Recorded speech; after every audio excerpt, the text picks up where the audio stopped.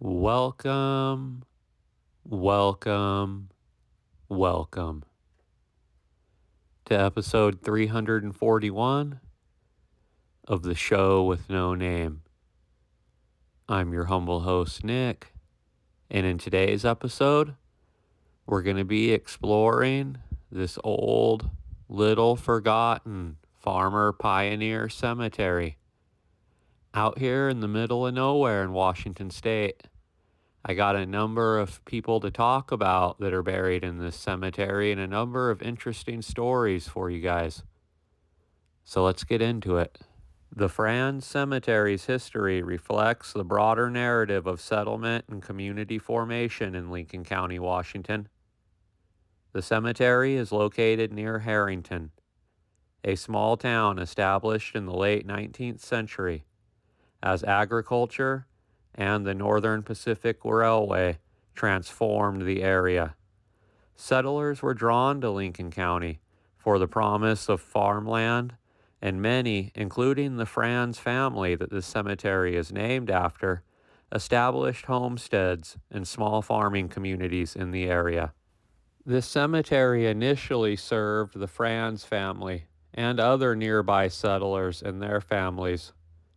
During this time, family or community cemeteries were common in this area, as formal burial grounds were often unavailable. These cemeteries were often located on family land or in shared spaces, convenient for several neighboring families.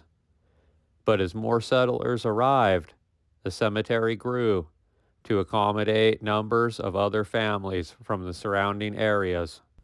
Throughout the early 20th century, the cemetery became the final resting place for several generations of families. The gravestones reflect the diverse origins of these pioneers, with many hailing from European countries and other parts of the United States. Some markers are modest or worn by time, while others remain in better condition, offering glimpses into the lives of those buried here. The cemetery saw its greatest use in the early to mid 1900s during the peak of agricultural expansion in the county. However, as the decades passed, the population shifted, with rural communities either consolidating or experiencing out-migration. Today, Frans Cemetery is a relatively small and infrequently used cemetery, with only occasional burials. It remains a historical site, preserved by local efforts and recognized as part of the region's cultural heritage. The Frans Cemetery is known to hold not only graves, but also some unique grave markers that convey the personal histories and struggles of the early settlers here. For example, some markers include inscriptions reflecting the hardships settlers faced, such as the 1918 influenza pandemic, harsh winters, and plenty of farming accidents. Over time, the cemetery has come to symbolize the endurance of the early residents here, and it serves as a site of memory for their descendants and for the local community. The first person I'm going to talk about in this episode today was John Frans, and he was born on May 9th, 1844 in St. Charles, Missouri. And he is one of the early settlers that this cemetery is named after. John Frans would move from Missouri to the state of Texas with his parents at a young age, where he was brought up there on a farm. And in the fall of 1861, he joined the Texas Rangers. During this time as a Texas Ranger, he spent the period during the Civil War on the frontier fighting the Native Americans. During this time, he was in many hand-to-hand battles and skirmishes, and at one time, while at home on a brief furlough, withstood single-handedly a band of 13 warlike Native Americans which had attacked his home with the intent to massacre the family.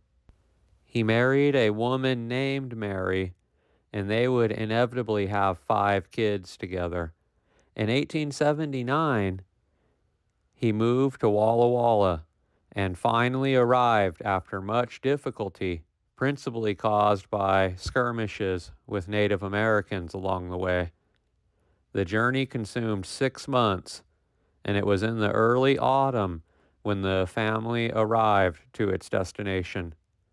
They spent the winter of 1875 near Waitsburg and came to their present home the following summer.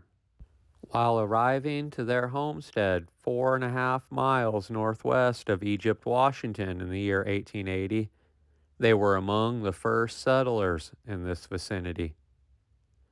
While John's family was the first family to permanently locate here, they had 160 acres, all of which was suitable for cultivation.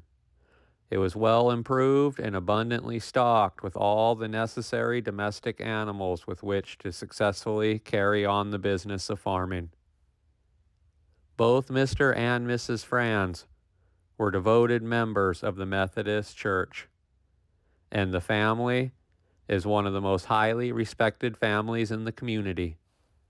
He would die in his home near Davenport on Christmas Day in 1916.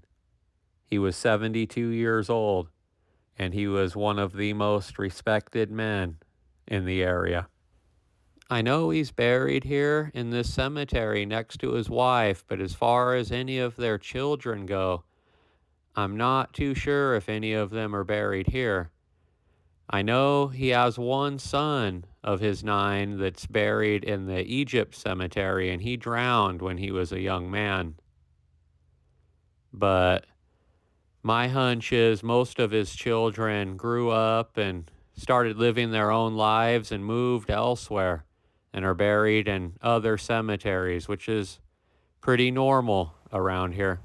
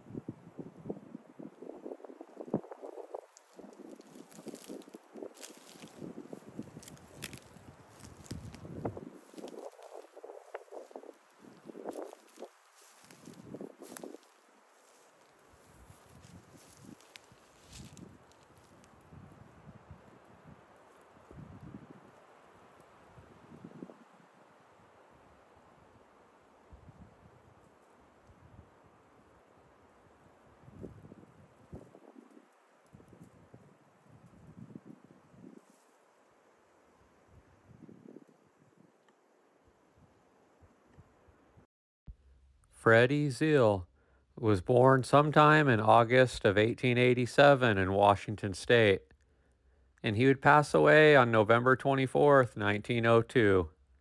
He was just 15 years old. He passed away after a 3 weeks long struggle with pneumonia. He had been hovering between life and death for about 10 days before he breathed his final breath one Sunday night. He was buried in the Frans cemetery. He was a bright boy, and he made friends wherever he went.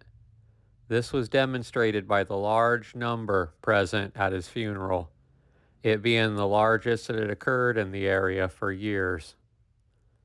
There's no visible headstone of Fred. Jay Barnhart is also buried here with no visible headstone that I could find, and he was born on August 13th, 1889, and he would pass away at the young age of 18 in Lincoln County, Washington on May 12th, 1908. His cause of death was an accidental drowning. The accident occurred while Jay and his brother were fishing just above a bridge. They were climbing over the large rocks on the banks, and upon stepping on a very slippery one, Jay fell in and immediately sank out of sight, only to rise again in a few minutes, many feet out in the river, beyond the reach of his brother. The alarm was immediately given, and the sawmill located near the scene of the accident was shut down, and the entire crew turned out and united in the effort to recover the body. Mr. Barnhart, who was several miles up the canyon at the home of a neighbor, was sent for, and upon his arrival took charge of the searching party, which had been much enlarged from all the surrounding community.